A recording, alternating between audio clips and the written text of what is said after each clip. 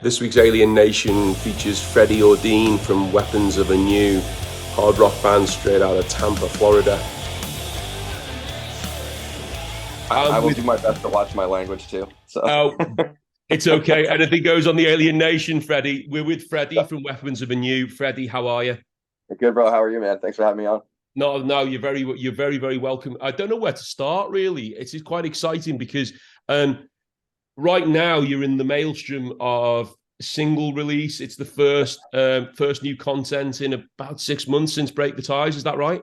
Yeah, roughly. Shit, man. It may even be closer to a year. So okay. It's been a minute. Yeah, it's been a minute. Yeah, because we discovered you via Break the Ties, and we played that on the We're All Aliens takeover on Radio Northwich awesome. in the UK, which is where we got on it, and then through just contacting Mike, your manager, we sort of built up a little bit of more of the story. Sure. But I guess the story's yours. So how did it all start? Worst decision of my life. No, man. I had stepped away from music back.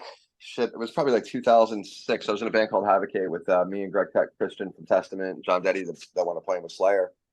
Dude, I was just so beat up from the music industry. I just needed a break, dude. I had a little kid. I wanted to be home with my kid. I wanted to see what that was all about. And I took 10 years away. And then in 2015, I kind of got this bug, man. A friend of ours, Vinny Ceccolini, he writes for like a lot of the VH1 Behind the Music and stuff and Metal Maniacs. It was like an old friend of ours that we had known forever. So I would get a call from him like every year, kind of breaking my balls and just kind of poking at me like, so when are you going to play again? And I'm like, come on, leave me alone. So dude, that 2015 year, Vinny was on me like I owed him money or something, because it was like 3-4 times a month he was calling me. He's like, dude, you got to get on the phone with this guy, Ray West. And I'm like, Ray West? I'm like, who is that? And he's like, it's the singer from Spread Eagle. And I'm like, bro, didn't those guys wear like makeup and stuff? I said, I came from a thrash background. I can't play with nobody with makeup, dude. So I'm like, no way. And honestly, dude, he finally broke me down, and me and Ray got on the phone, and we connected, man. And it was supposed to be something fun that we would just do around New York and New Jersey. And next thing you know, we got signed. And before our record was even out, we were out on tour at Alter Bridge. Wow. And then it kind of just went like that, man. So our first show ever was in front of 3,500 people. Amazing. Yeah, it's crazy, dude. Do you know what? That's really interesting you say that, Freddie, because actually, my band We're All Aliens is basically the creative hub of that band is myself and Biff, the guitar player, and we've been in a Brit rock band in the late 90s, and we, like you, took a major break from it, and we literally doing day jobs and having families and all that stuff. And I hadn't spoken to this guy in like 15 years, but the day we reconnected, it was like, do you want to form a band again? And he was like, well, with you? And I went, yeah. He goes, because I would only form a band with you now. And that was 2015. Yep. And must have been something in the air that year or something. Well, maybe, but I think, if you're in a rock and roll band like we all are, then there's something in you that I don't think you can ever let go of. It never leaves you, right? Yeah, the truth, man. Even for like the 10 years that I didn't play, man, and I locked my guitars away. Like I put them in storage. It hurt to look at them, so I just didn't. And when I finally picked it back up, dude, it was like when you're underwater and you can finally just like you get out and you can take this huge breath. Yeah, I was so awake. I was like more awake than I had ever been in 10 years. And dude, I loved raising my kids, and I loved being a dad, and I loved all of that, man. But I didn't realize how much, having a guitar strapped to me was really a part of me, I didn't realize it until I really picked it back up again. There would always be like little pieces where I'd miss it here or miss it there, and I'd be like, yeah, fuck it, I don't want to do that again. And then once I picked the guitar up, man, it was like I just woodshedded for like 3 weeks, and it all came right back to me. It wasn't like I had to struggle. It wasn't like it was like I hadn't. It was almost like I'd played, a tour ago or something like that. Yeah, but I guess you're on a much higher tier than we are. I don't know about that, dude. But full disclosure. I mean, that's understandable, but again, another one of the I think the synergies in this podcast is all, we call it Tales of the Rock and Roll Underworld, and for me, it's about connecting with people in the scene who we really admire, or just people who perhaps have got a really interesting story. But there are a lot of pandemic stories I hear, and but your pandemic story, I think, really really chimes with ours, because we released our first album 2 weeks before the pandemic, and we had a whole raft of stuff that we were doing, and it just got stymied. And so as a consequence, you're always having to start again. But your pandemic story is kind of bittersweet, isn't it? Dude, it's insane, man. People ask me about it all the time, and I'm like, dude, I couldn't make it up if I tried. To chart out Billboard the way we did, and it's just great relationships we had. With like Mike Parrish, our manager now. He was our radio guy at the time, and Mike just believed in the band. We had some friends that just kind of helped push it out into the right people, and next thing you know, we have a number 18 Billboard hit, and it held for a minute, man. And we were like, dude, at the time, full disclosure, I'm an old shit. I was 45 at the time when it happened, and I'm like, dude, I shouldn't have a song on Billboard at 45. Like, this is bullshit. This isn't even real. And like the longer it would stay, it was like, oh my God, like this is really kind of happening. And we couldn't tour. So. This was the thing. We had I mean, I don't know how well you know the UK scene, but in the UK, we've got a bring us over. Well, you need to get over here. You would go down so well, particularly in those the festivals like Bloodstock and Download. You'd be so good on those. Or even Hellfest in France would just love you guys. But in the kind of the key rock radio in the UK is Planet Rock Radio. Right. So it's a dedicated, it's not like it is in the States where you've got your FM channels that will pump out, different genre and everybody can find their jam. It's not like that. It's quite a small place, the UK, with quite a large population, but rock music is really, really, it's lauded and dedicated by its fan base. So there's like 1 million listeners a month who play at Planet Rock, and we got on. We were being playlisted by them, and similarly we got like Kerrang, which is like the big you've probably heard of Kerrang, and then of course we couldn't follow it up with the gigs. So it is great to hear someone like yourselves who got like something quite insane. But then what happened next? Dude, lineup change, new management. Dude, me and Reno, the bass player, we've been together, since 2015 in this band. And we have a saying: if it was raining pussy, we would get hit with a big dick. And that was just our luck, dude. I mean, no matter what we could do, it was like, it would be like this awesome thing, like charting Billboard. Well, you guys can't tour. Or, our old management company, it was just some shady shit going on, and we needed to pull the plug, So we want to pull the plug with them. We met the guys from Napalm USA, the record company, became super close with them.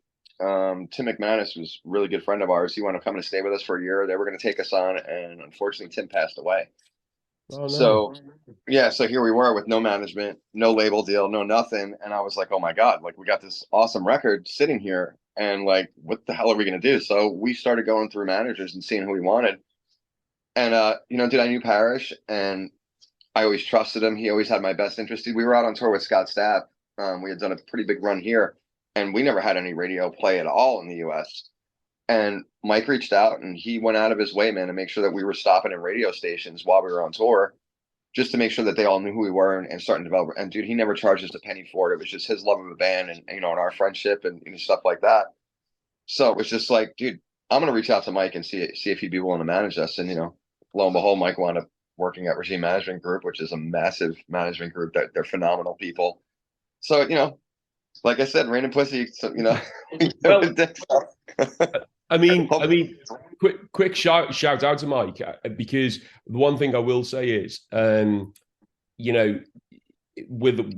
I'm in a band myself, I see it both sides. It's a little bit poacher turned gamekeeper. So this broadcasting gig we're doing is great because we get to meet really cool guys like yourself, play a bunch of bands from all over the world, and that alone is a gift in itself.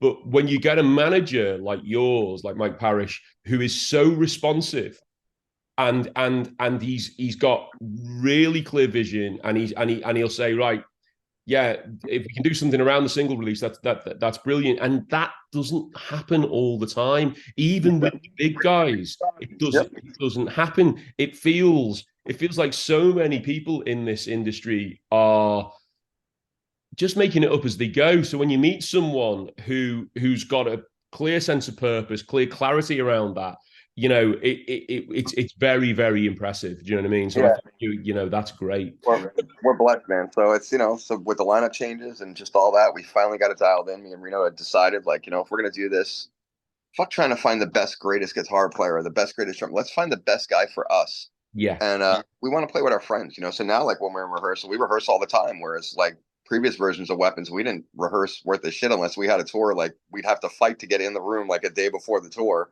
So our first 3 shows of tours usually suck because none of us, knew the songs. Yeah, And but you know, yeah, Freddie, I think that's a bit of I think that's a bit of an experience and wisdom thing. I think when we're younger and we're setting out in this business, we all we think we got to play with the best guys. We think we got to play, with the guys with the heritage and with the great CVs and all that sort of stuff. Actually, it's the feel in the room that's the most important thing. yeah, I mean, and it. I've always thought if you're a band, you're kind of like brothers. It's family. You have all of that stuff going on, yeah, But if you can leave it in the room and it can feel organic. We've kind of made that decision. Like our next album's coming out. Like our bass player he lives in Paris, so we've got our own problems. We're based near Liverpool in Merseyside. So there's just obvious problems around that sort of stuff. But it's like, well, do you know what? If he can't do it, we'll do it as a 3-piece and we'll make it work that way. Do you know what I mean? Because I'd rather work with people we trust. And I think I get that from you, what you're saying there. yeah, So 100%. so it was originally New Jersey, but then it went Tampa. Yeah, we're in Florida now. Yep. So I grew up in New York and New Jersey my whole life, and then when COVID shut New York down, pretty hard. Yeah. Dude, it was like being in jail, to be honest with you. And I had vacation houses down in Florida, and I always wanted to kind of move down here. I went through a divorce at the time, remarried, and I just said to her one day, I said, "Hey, do you want to move to Florida?" And I was expecting her to be like, "Nah, let's not rush, man. I got to tell you." Within like 7 hours, she had a 3,000 square foot house packed up and ready to go. So that was it. So we moved to Florida, and honestly, man, it's starting to really, really feel like home. And we've made some great friends down here. The scene's cool down here. The vibe is just really cool. That's what I was going to ask you about. I mean, how do the scenes reflect each other? Like the Jersey hard rock scene versus the Tampa hard rock scene. I mean, Jersey, New York's Jersey, New York. It's kind of tough and it's hard, and you got to be a little callous to kind of hang in there. But I mean, we loved it. We're from there. Whereas Tampa's a little more welcoming. Everybody's kind of just.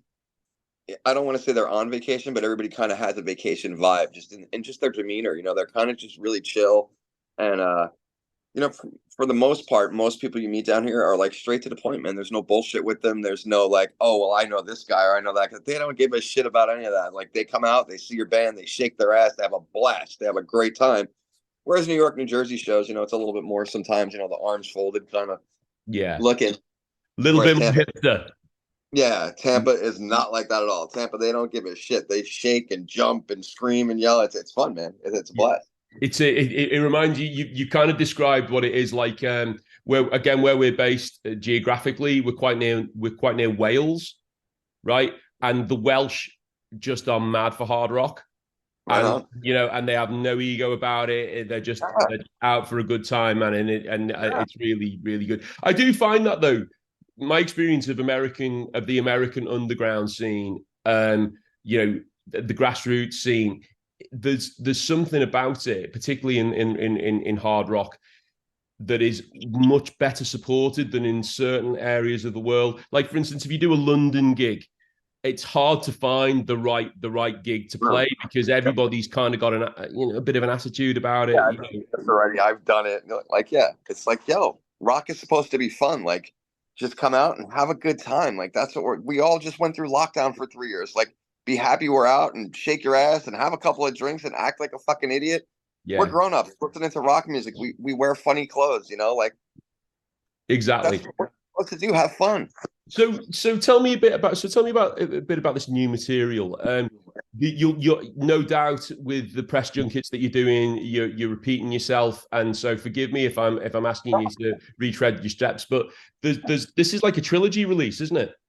On these 3 singles, yeah. So the full record's done. I think there's 11 or 12 songs on the actual record. which is kind of what the way the music industry is now, and the way the world is now. We decided to do it single by single by single, and kind of treat each single like a record.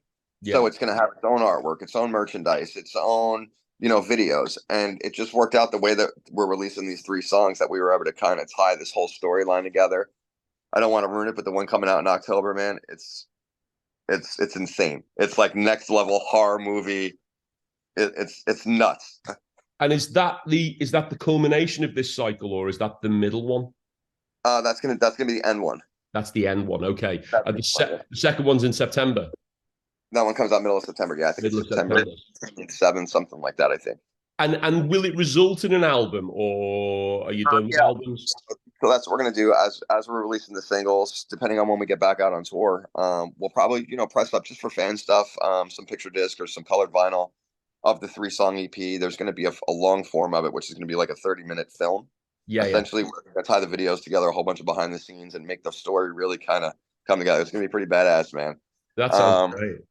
Yeah, it's awesome, dude. It kind of just happened by accident. And then we're going to do the same thing January. We got another one coming out.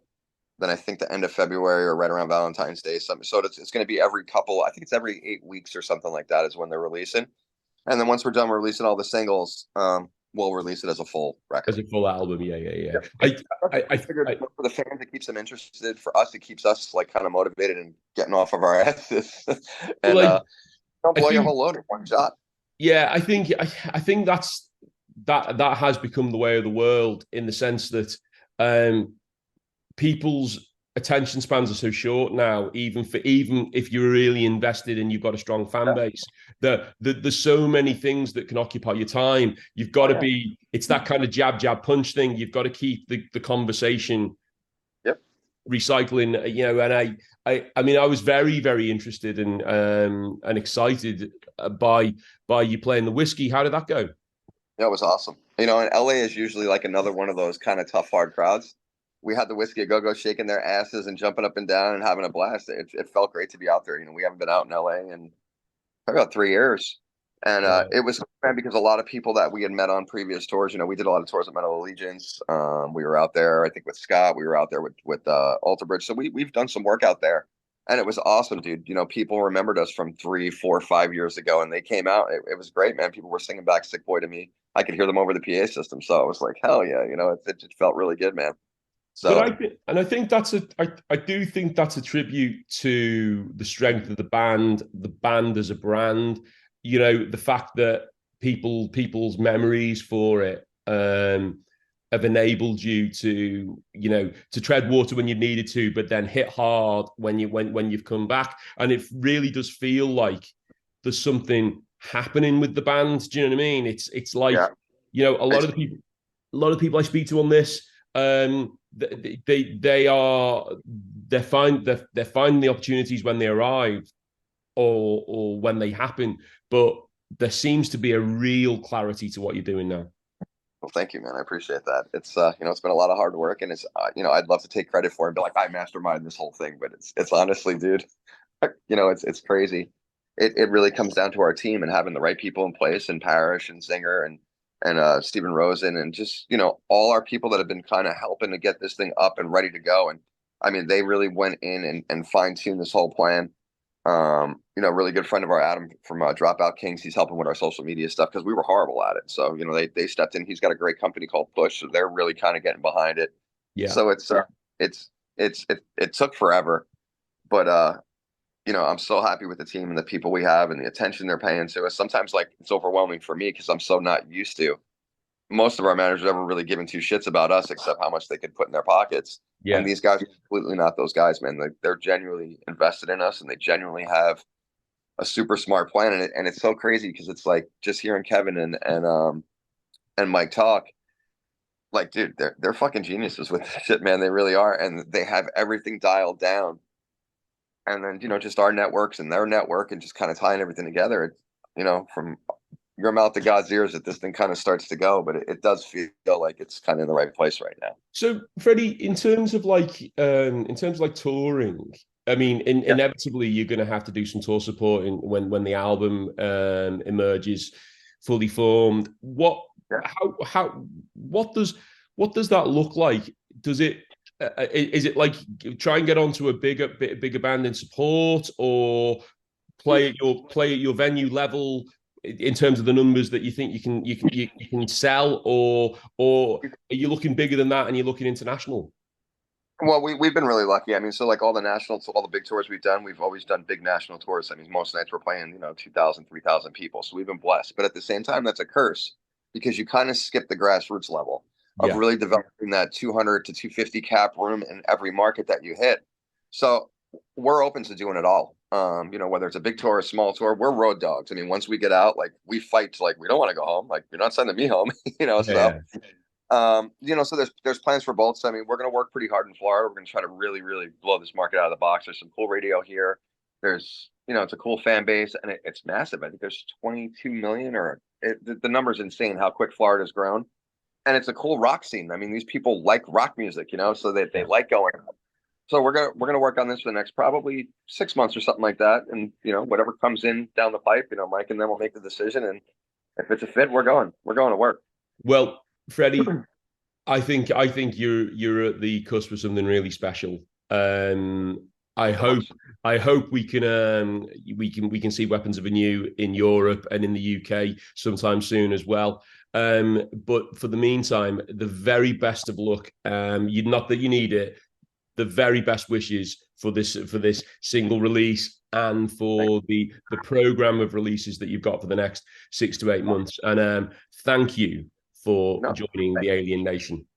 Bro, thank you for all the support, man. And like, I can't thank you enough. Let's put it that way. So we'll keep in touch. It's a pleasure, man. All right, cool, man.